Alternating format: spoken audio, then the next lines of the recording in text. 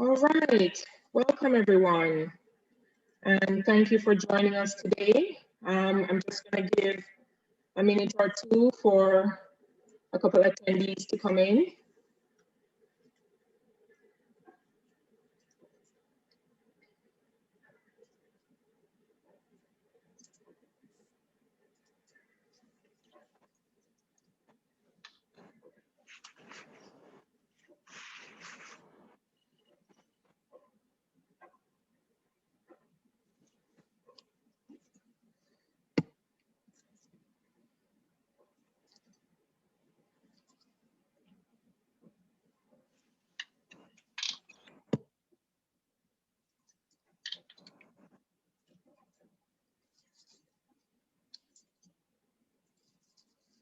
All right, so I'm going to get started. Ahlan wa salam, everyone.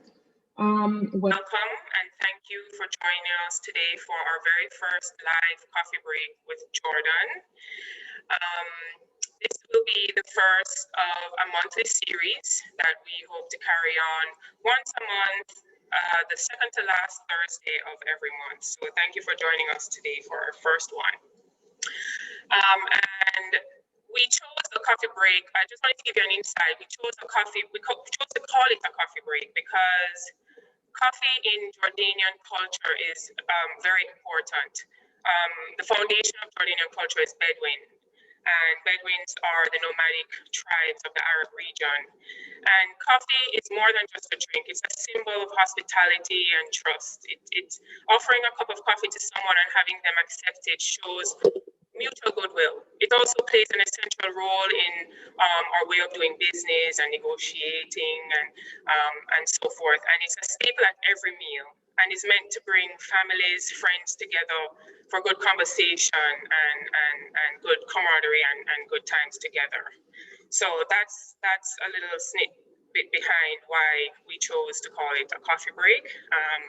And today we will be joining us today, content creator and travel host Valerie Joy Wilson. She'll be joining us in a couple minutes. I'm going to be giving you some updates on where Jordan is in our reopening because we are excited to announce a couple news about the country being reopened and ready for business. And Valerie was one of the first persons to travel to Jordan soon after the mandatory quarantine was lifted back in January, February. So while we're going through, if you have any questions at all, please leave it in the Q&A or chat section. Some of my colleagues will also be helping me answer those questions while we go through the information. So to get started, just to give you a rundown of basically what the visitor experience and requirements look like for the visitor journey.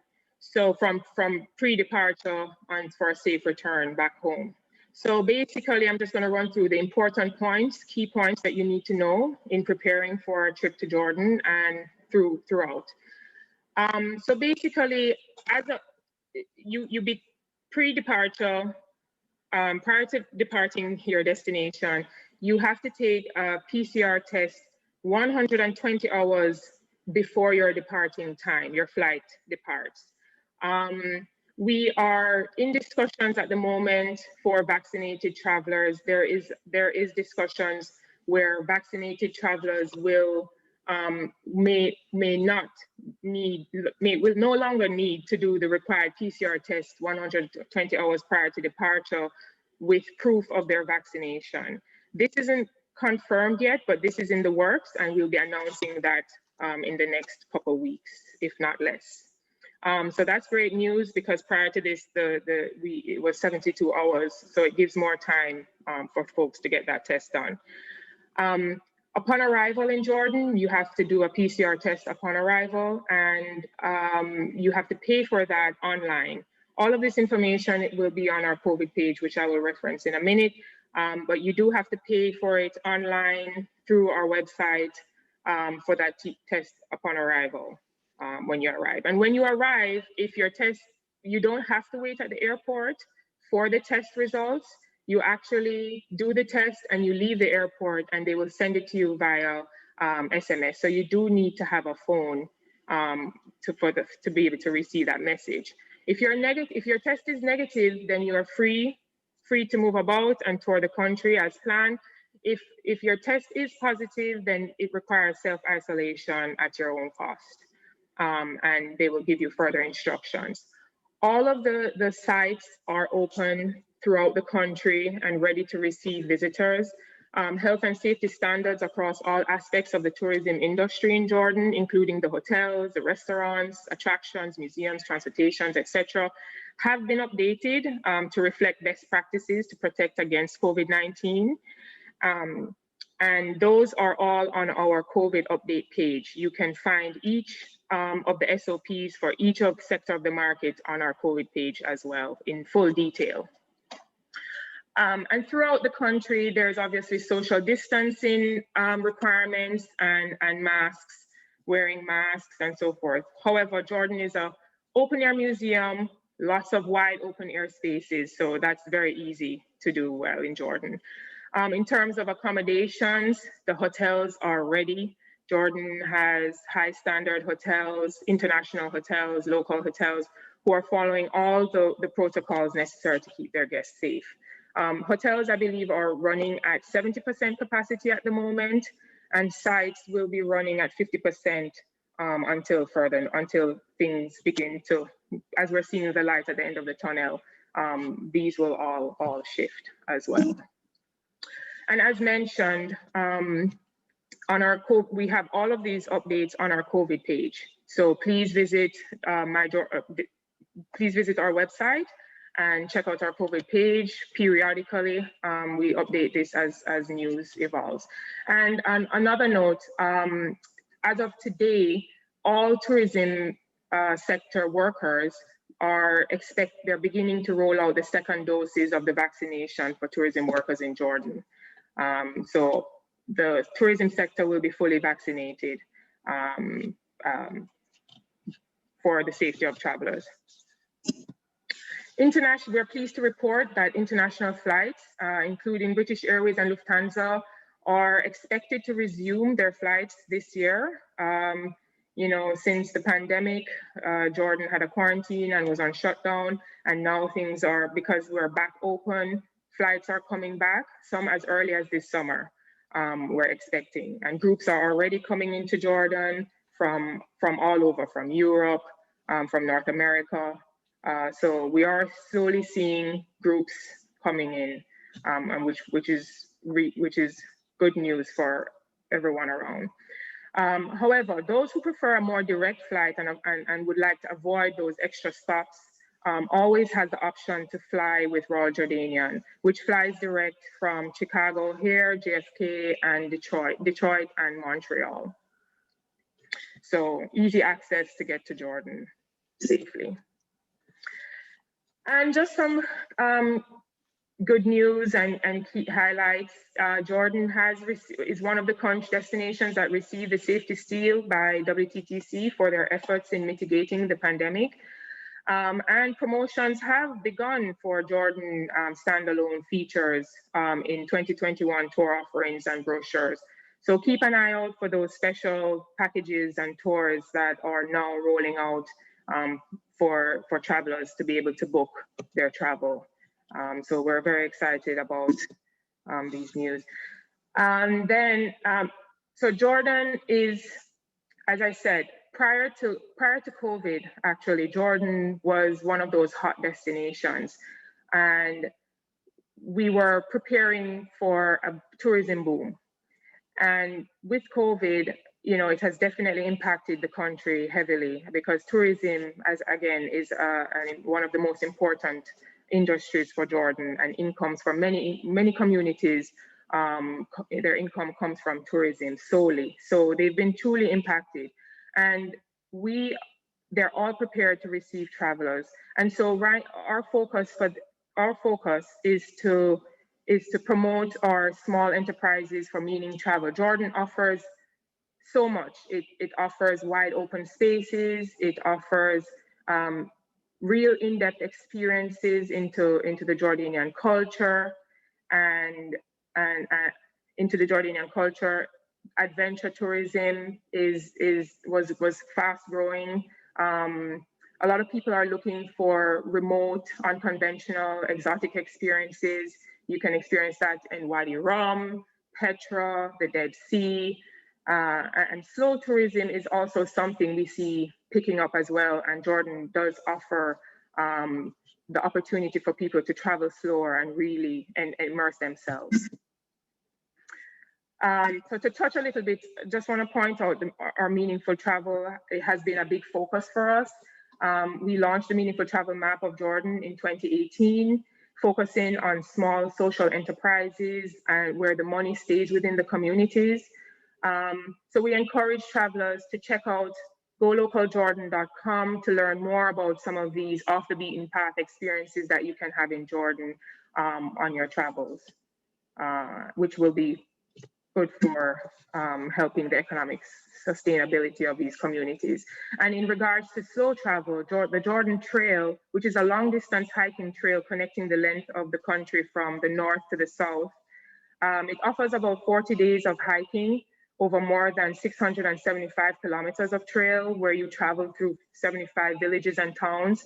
The trail traverses the diverse landscapes and vistas of the country and is a great way to explore the country slowly. You can do it in sections. You don't have to do the entire trail. You can do a 1-day hike up to a 5-day hike, and you can do the whole thing. So it really gives you, and I just wanted to point out some of these opportunities for slower travel throughout the country. So those are just some of the key highlights and updates that we wanted, and announcements we wanted to give. I want to be now, without any further ado, it's my pleasure to introduce our guest speaker today, Valerie Joy Wilson from Trusted Travel Girl. Valerie is a solo female traveler. She's a travel journalist. She's a host, a photographer, an explorer who's been doing this from a very young age. She's the founder of Trusted Travel Girl, which empowers women to travel solo through her sharing of travel tips and stories to help you travel like an expert and on your own. And she's our special guest today because Valerie went to Jordan just after the quarantine lifted and was one of the first tourists to arrive in Jordan. So we are very happy to have her join us today to talk a little bit about her journey. And I'm going to have her come in now. Sorry, I'm just having some technical difficulties getting. Valerie, are you there? I'm here. Can you hear me? Yes, I can. I'm just gonna get your camera.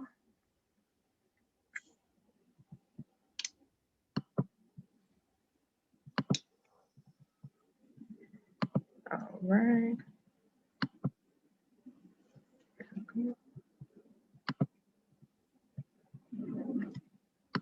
Sorry for the technical difficulties here. There we go. There we go. Right now. All right. Hello. We got it to work. Welcome. How are you? Thank you for joining us today. How are you? Great. Thanks for having me. I'm so excited to talk about one of my now favorite places. So awesome. Well, this is really the highlight of our coffee talk. You know, wanting to hear a little bit about what your experience was and what tips you have for travelers. So tell me, Valerie, you know, you contacted me a couple of days before your trip. You know, you made this impromptu decision to go to Jordan a week before you departed, and you pulled it together in a week, which I was like, wow. So what made you choose Jordan? What drew you to Jordan? And what made you choose Jordan to be that destination to go to? Was it, I'm not sure, was it one of the first international destinations that you've been across the Atlantic since COVID? Yeah, so it was the first time I did fly back over the Atlantic since everything started. Well, yeah, I think I like booked it on a Wednesday and left on a Friday, and I had reached out to you maybe a couple days before that and was like, I'm thinking about maybe going. So yeah, it was a quick, I threw it together really quickly, but it all worked out. Fortunately, everything was pretty easy. But yeah, had gone to Mexico, and that was pretty much my only international trip during COVID. I had been, as far as I know, I was like the first person back in a hotel, the first person sharing what it was like on a plane, the first person sharing what it was like to go to another destination. And then things got really, really scary again. And so, we just kind of waited it out, and then Jordan opened up and things were looking pretty good. And I did my quarantine prior and did my test. And the reason I decided to go was, when quarantine started, remember everybody was doing those Instagram lives and interviewing everyone. Everybody that asked me to do one was saying, well, what's the first place you're going to go when, we thought maybe in a couple months at the most. We didn't think a year later. And I kept saying, Jordan, I'm going to go to Petra when there's no people there. So that was really the big draw for me. Was I had always wanted to go. It's been on my list. It's one of those things that I've said, oh, I'll get to it eventually. But when I knew there wasn't going to be a large amount of tourists at one of the 7 wonders of the world, I was like, all right, I'm ready. Sign me up. Let's go. Of course. And of course, you pretty much had Petra to yourself. Literally had it to myself for a couple hours, which was just super surreal. And I looked at some other people's photos prior, and I was like, wow, I can't believe how busy it can be, and like how I'm just so lucky to have it to myself. But I really just had so much to myself the entire trip, which was really nice. And it was really great. My audience really responded super well to everything. They've been like booking their own trips ever since. Fantastic. Yeah. And you're even planning a trip as part of your TTG trips program to Jordan. Yeah, so we're launching actually on Tuesday. We're launching TTG Trips Jordan, which will be a trip that happens next May for all of my audience, my solo female travelers. It's women only. And we're basically going to do a lot of the things that I did. So they'll have the opportunity to stay at some of those incredible properties that I had a chance to stay at, as well as like adding in a few other experiences that I didn't get to have, like Jarash and things like that. Can you tell us a little bit about what your experience was like at the hotels? How were the protocols and so forth? And upon arrival at the airport, and can you just walk us through what your experience was? Absolutely. Everything was really smooth. So I'd say one of the hardest things about going at the time was here in LA. It was so hard to get a COVID test to come back within the proper time frame that wasn't like $600. So, in New York City, my friends were getting them in 4 hours turnaround for travel, and it was really easy. But for some reason, LA was lacking. So now that's picked up, and I'd say the most challenging part is no longer such a challenge. But I did my visa online and landed, and you could do your visa at the airport. It wasn't a big deal. They did a COVID test at the airport, which was so impressive. especially you have to think back, this was February, everyone. So this was like the first time I'd seen anything like and this. COVID was at its peak at the time too, here in the US as well as Jordan, everywhere. We were getting, here in LA, it was like days to get your COVID test back. Mm-hmm. And I landed and they swabbed me and they said in 5 hours, you'll have the result texted to you. And I did. It was in my inbox or my WhatsApp or something like that. And they're like, you're negative, you're good to go. Awesome. So that was just really, really impressive. It was super quick. And the flight there was super easy. I flew Qatar, which is one of my favorite ways to fly.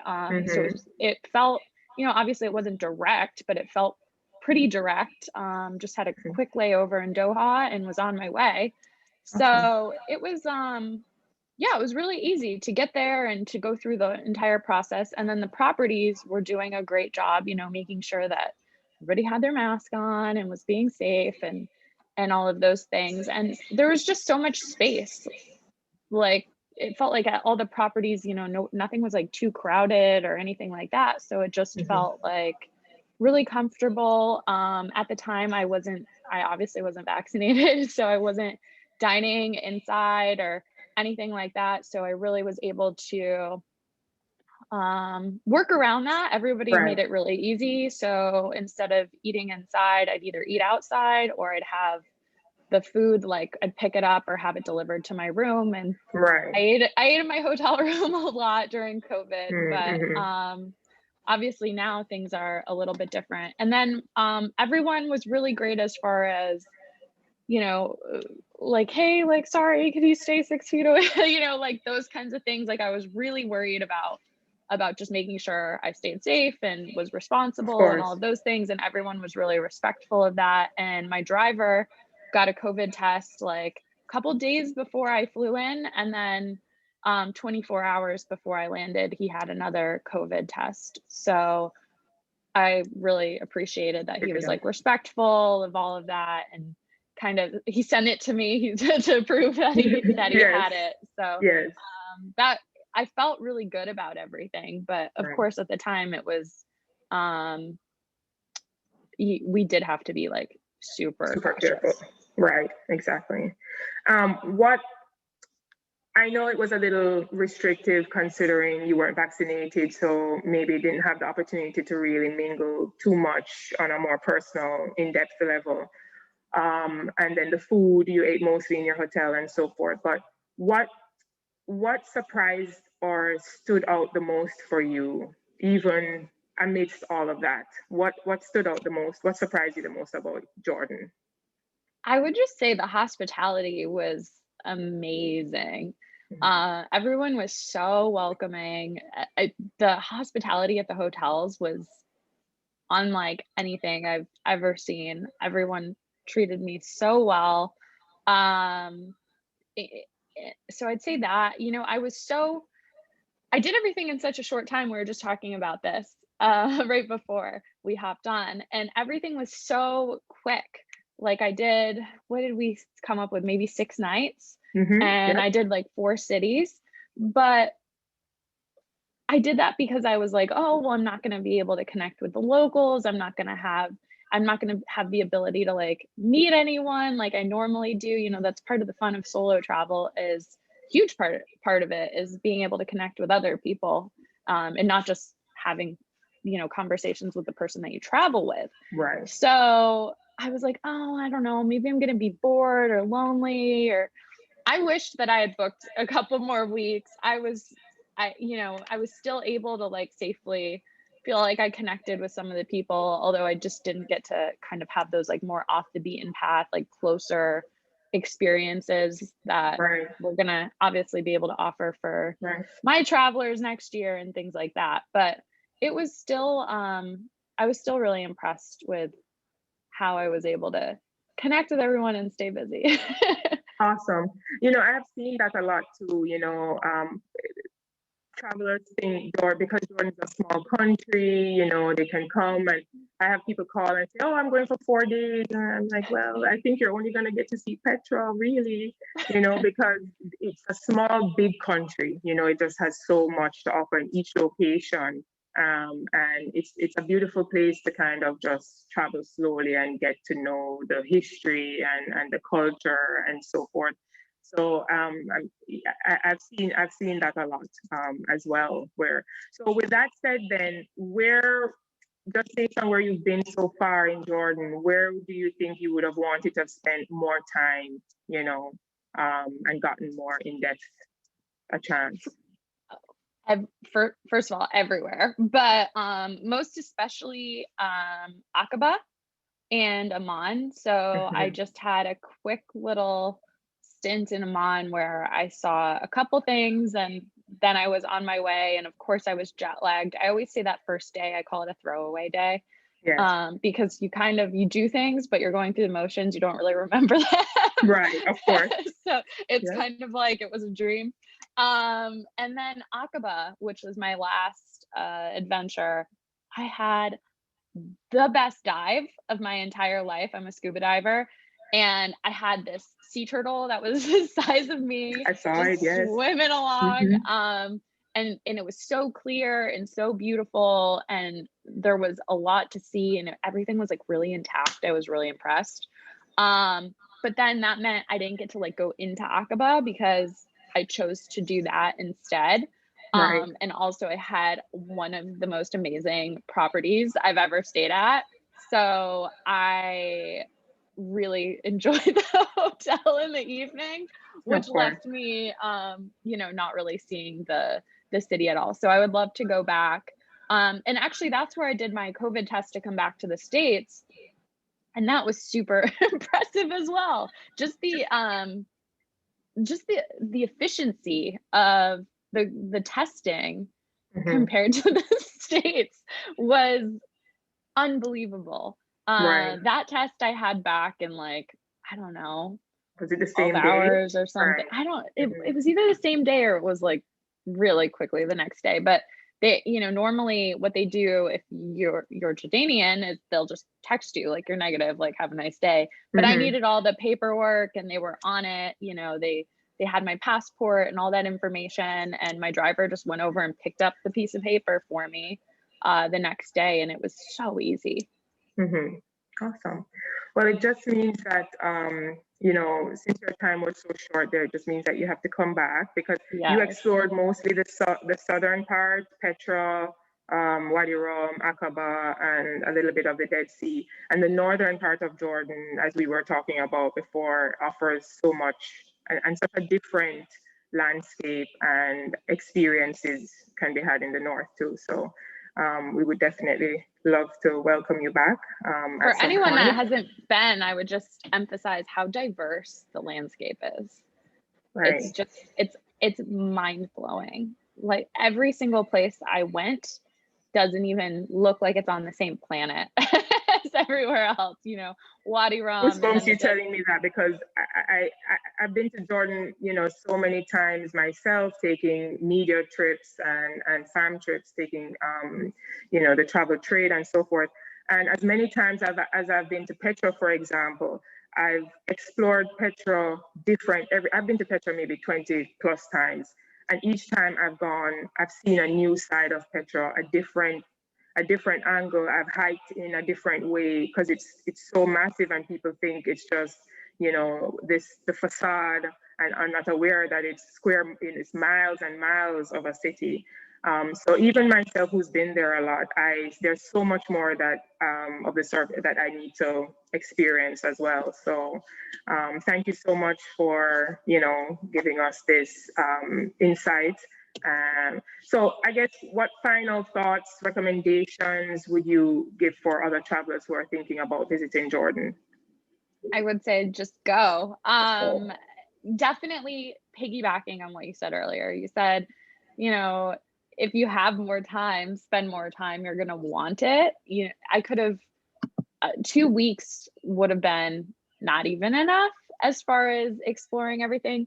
But also, if you only have a week, you can do all the highlights in that amount of time. So if you only have 6 days, like, you can get it done. You're just going to be, you know, tired when you get home.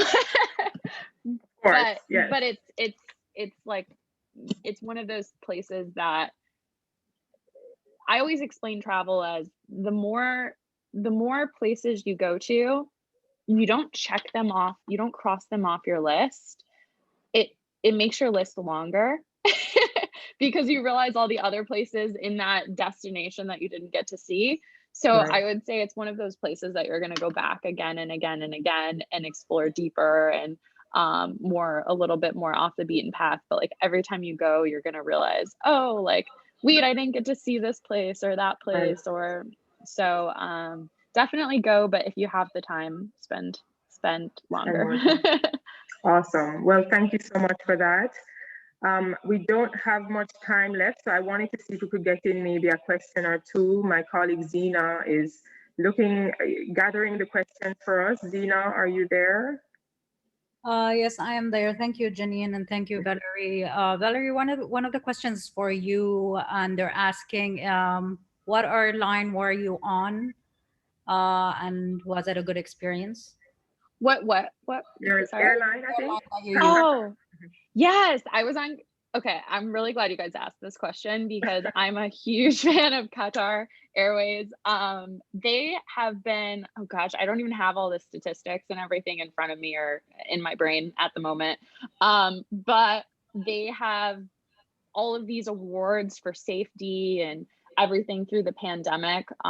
They've been doing an amazing job. They were one of the only airlines that kept flying through the entire thing. They repatriated a ton of people all over the world, and have just done an amazing job. Plus, it's an incredible product, and doesn't matter what your layover is like. Doha is such a great airport, so I just like can't recommend it enough.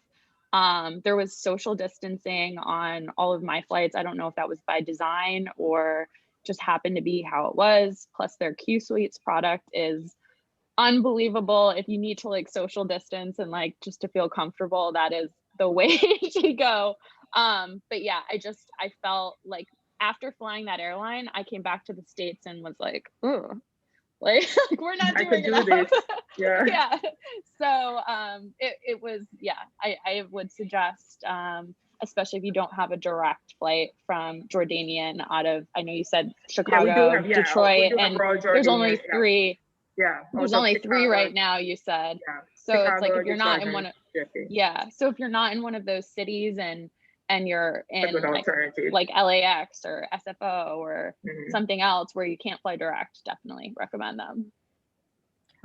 Thank you, Valerie. And one more question for you, Janine, is when it comes to vaccinations, even if people have received both vaccines, they're required to do a PCR test. Is that correct?